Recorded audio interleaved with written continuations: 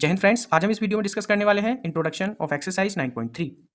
तो ये आपके लिए बहुत इंपॉर्टेंट वीडियो है। इसमें हम सभी थ्योरम्स और सभी पॉइंट्स डिस्कस करने वाले हैं जो भी इस एक्सरसाइज में यूज होने हैं। ओके, तो आपको वीडियो पूरा देखना है और अच्छे से समझना है। ओके, तो सबसे पहला आता है हमारा angle subtended bye an arc of a circle, मतलब किसी सर्कल की आर्क द्वारा बनाया गया एंगल।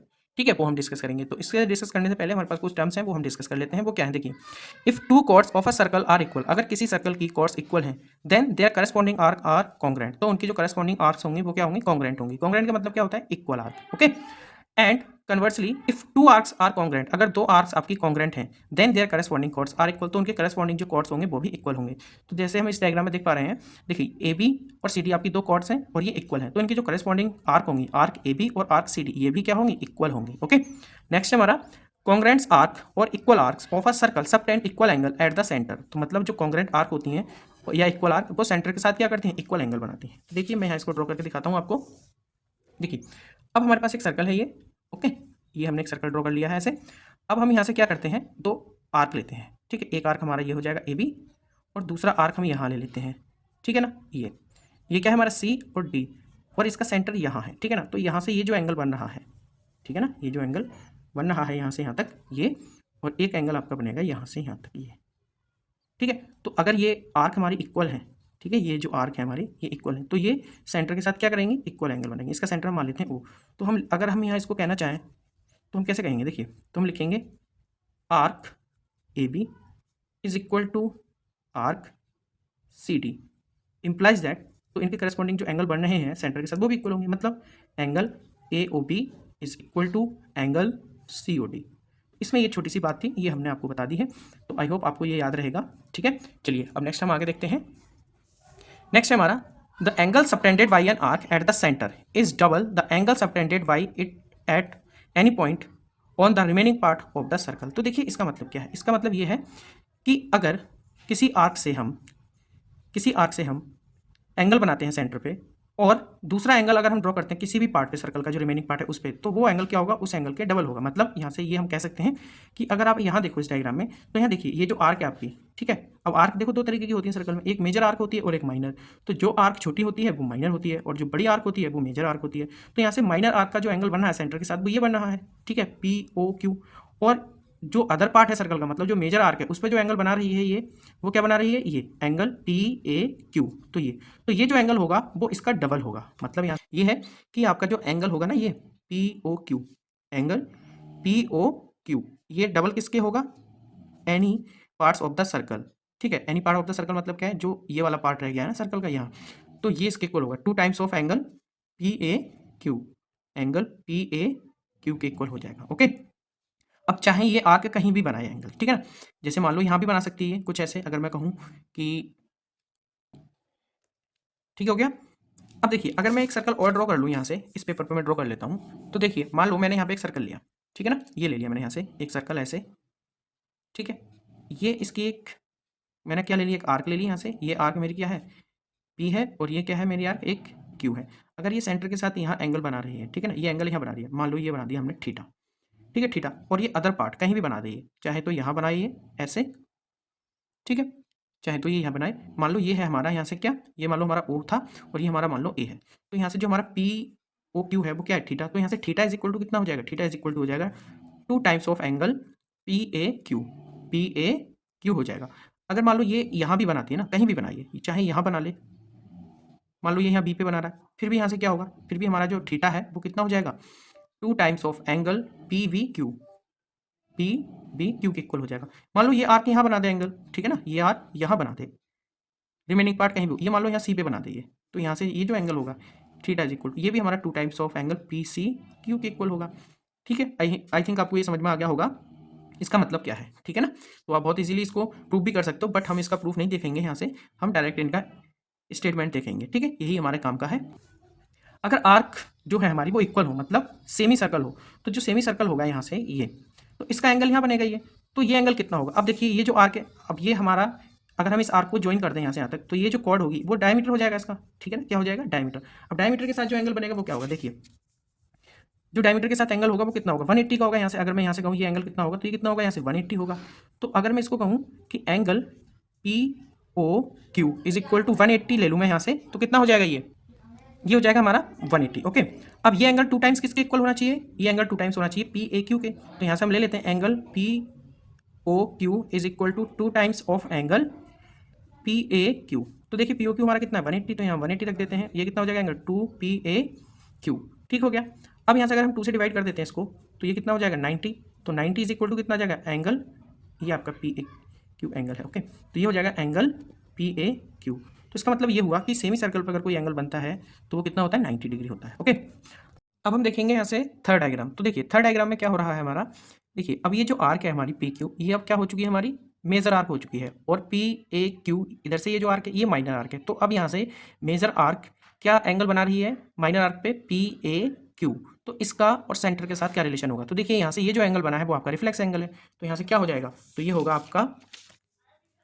आपका reflex angle P O Q is equal to 2 times of angle P A Q हो जाएगा। ठीक है ना, क्योंकि इसके ये 2 टाइम्स रहेगा। तो ये आपको याद रखना है, जब भी कोई मेजर आर्क माइनर आर्क पे एंगल बनाती है तो जो सेंटर के साथ एंगल बनाएगी ये मेजर आर्क, वो क्या होगा रिफ्लेक्स, और किसके इक्वल होगा 2 times of angle on the minor arc. Okay, तो ये हो जाएगा आपका, ये ध्यान रखना है आपको। अब हम आगे बढ़ते हैं, नेक्स्ट देखते हैं हमारा। देखिए नेक्स्ट हमारी थ्योरम है 9.8। नेक्स्ट थ्योरम क्या है हमारी 9.8। तो देखिए 9.8 क्या है हमारी theorem, angles in the same segment of a circle are equal. मतलब कि सर्कल के सेम सेगमेंट में अगर जो एंगल होंगे वो क्या होंगे इक्वल होंगे। ठीक है ना, जैसे कि ये एंगल हमारा, जैसे एंगल पी ए क्यू है तो ये किसके इक्वल हो जाएगा यहाँ से पी सी क्यू के। ठीक हो गया, ये मैंने आपको बताया भी है अभी, देखिए कहाँ ये मैंने आपको बताया था। तो ये सेम सेगमेंट में एंगल बन रहे थे तो ये सभी के सभी क्या आ रहे थे इक्वल आ रहे थे। ठीक है, तो इसी तरह से यहाँ से ये जो एंगल होगा आपका एंगल पी ए क्यू किसके इक्वल हो जाएगा यहाँ से एंगल पी ए क्यू किसके इक्वल हो जाएगा यहाँ से angle P C Q, angle P C Q. तो बस हमें इतना याद रखना है इनका स्टेटमेंट। ठीक है ना, क्या गया कि angle on the same segments are equal. ठीक है, तो ये एंगल इक्वल हो जाएगा यहाँ से। तो इसका मतलब यहाँ से अगर हम देखें तो यहाँ से क्या होगा angle P A Q is equal to क्या हो जाना चाहिए यहाँ से एंगल पी सी क्यू। ठीक है ना, ये प्रूफ हमने देखा है अभी यहाँ से। ठीक है, अब दूसरा क्या है थ्योरम, देखिए angle in a semi circle is a right angle. तो देखिए सेमी सर्कल में जो एंगल बनता है वो क्या होता है राइट एंगल होता है। ठीक है, कैसे होता है, देखिए ये हमारा मान लो यहाँ से है। ठीक है ना, अब देखो ये जो आपका डायग्राम है ये इसी चीज़ का है कि angle on the semi circle. तो देखो ये जो आपका पी क्यू है ये सेंटर से होकर जा रहा है, तो सेंटर से होकर जा रहा है ये कॉट, तो इसका मतलब ये डायमीटर हो गया। तो डायमीटर हो गया तो इसका मतलब यहाँ जो लाइन का एंगल होता है वो कितना होता है। तो यहाँ से देखिए जो एंगल आपका होगा पी ओ क्यू वो कितना होगा यहाँ से एंगल पी, जो आपका एंगल पी ओ क्यू होगा वो कितना होगा, देखो एंगल पी ओ क्यू कितना हो जाएगा एंगल पी ओ क्यू, वो हो जाएगा आपका 180, क्योंकि लाइन का जो एंगल होता है 180 होता है। अब हमने ये देखा था कि अगर ये जो आपकी आर्क है किसी भी पार्ट सर्कल पे एंगल बनाता है तो उसका क्या हो जाता है ये क्या हो जाता है ये वाला एंगल उसका डबल हो जाता है। तो इसका मतलब यहाँ से क्या हो जाएगा ये जो एंगल होगा, मान लो यहाँ से ये एंगल बनाया मैंने, तो एंगल यहाँ से ये जो होगा आपका P O Q is equal to कितना हो जाएगा यहाँ से 2 times of angle P A Q होगा। अब देखिए यहाँ से ये एंगल कितना दे रखा है मैं 180, तो 180 is equal to 2 times of angle P A Q हो गया। अगर मैं 2 से इसको डिवाइड कर देता हूँ तो यहाँ से क्या आएगा, देखो 2 से इसको डिवाइड कर दो यहाँ से 180/2 is equal to angle P A Q. तो 2 से अगर मैं इसको डिवाइड कर देता हूँ तो यहाँ कितना आ जाएगा 90, तो 90 इज इक्वल टू कितना हो जाएगा मेरा यहाँ से ये एंगल पी ए क्यू। तो इस तरह से ये आया है।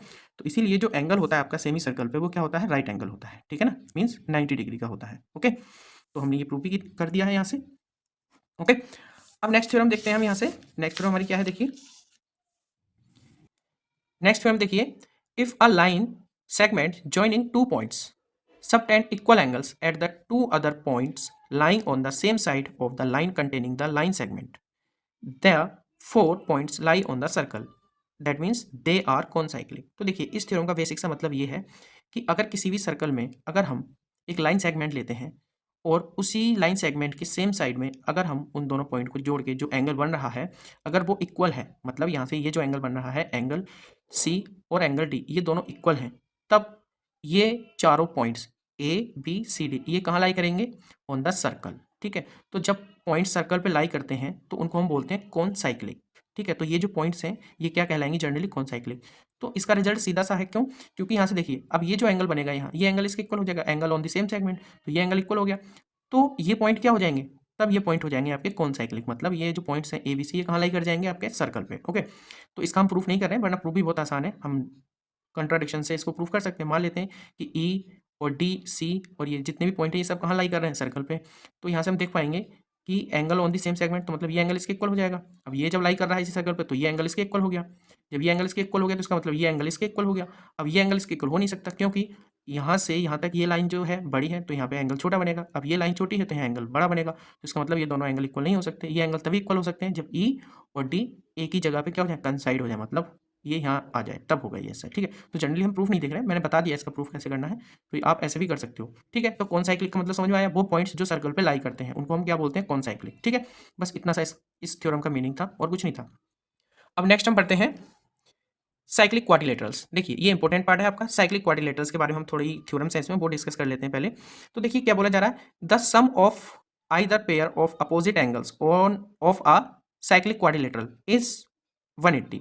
तो मतलब ये है कि अगर हम किसी भी साइक्लिक क्वाड्रिलेटरल के अपोजिट एंगल का सम लेते हैं तो वो कितना आता है, 180। तो अगर किसी भी क्वाड्रिलेटरल के अपोजिट एंगल का सम 180 आ जाता है तो वो क्या होता है, साइक्लिक होता है। ठीक है, कोई से भी दो पेयर हो अपोजिट एंगल का, मतलब चाहे आप एंगल बी और एंगल डी को लेकर करें या फिर एंगल ए और एंगल सी को लेकर करें, तो इनका सम कितना आना चाहिए, 180। तो ये हमारा क्या हो जाएगा, साइक्लिक हो जाएगा। ठीक है ना, तो साइक्लिक की बेसिक सी बात ये है कि ये क्या होगा आपका, साइक्लिक तब होगा जब इसके अपोजिट एंगल का सम क्या आ जाए, 180। मतलब ये है यहाँ से कि angle A plus angle C अगर आपका आ जाता है 180 तब ये हो जाएगा आपका साइक्लिक। अगर आपका एंगल बी और एंगल डी आ जाता है 180 तब ये साइक्लिक होगा। तो साइक्लिक का मतलब क्या होता है कि अपोजिट एंगल का सम कितना होना चाहिए, 180 होना चाहिए, तब ये साइक्लिक होगा। बस इतनी सी बात है इसमें, तो आपको ये स्टेटमेंट याद रखना है। ठीक है, तो आज हम इस वीडियो में इतना ही डिस्कस करेंगे। ओके, और इसके जो एग्जाम्पल्स हैं वो हम नेक्स्ट वीडियो में डिस्कस करेंगे।